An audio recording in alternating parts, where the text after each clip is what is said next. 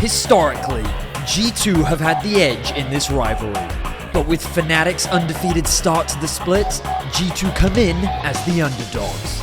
The former champions are starting their season strong, but the other former champions have something to say about it.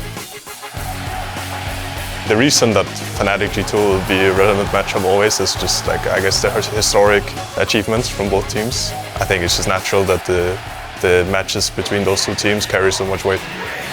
Fnatic topple G2 and now your spring! G2, they take it! G2 are your champion! We'll join Man and Rogue at Worlds! These organizations have been responsible for some of the greatest moments in European League history. And watching them face each other feels like you're watching a battle for the soul of the LEC. Even if there's only Hylissang left from my time in Fnatic, I can still feel the rivalry going around with us. I will always have that with Fnatic. There will always be this feeling of proving that it was the right decision to move away, even if it's so many years ago at this point. This is the beginning of a new chapter for both of these teams.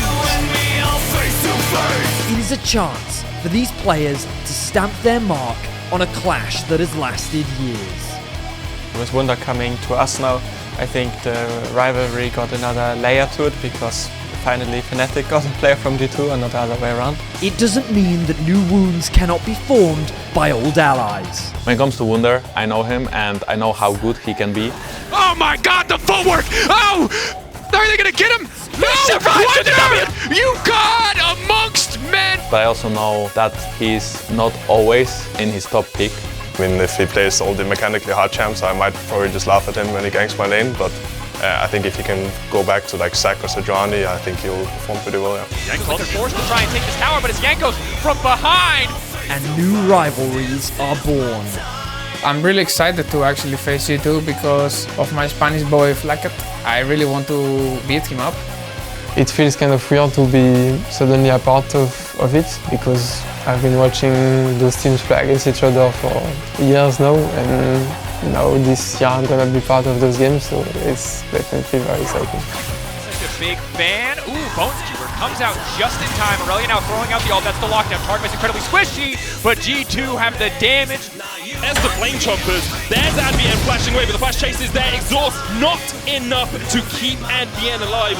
Broken Blade, he's doing a lot of damage. Ignite is ticking. Jedi's just trying to survive, but Broken Blade, oh! This man is prehistoric. He's like, nah.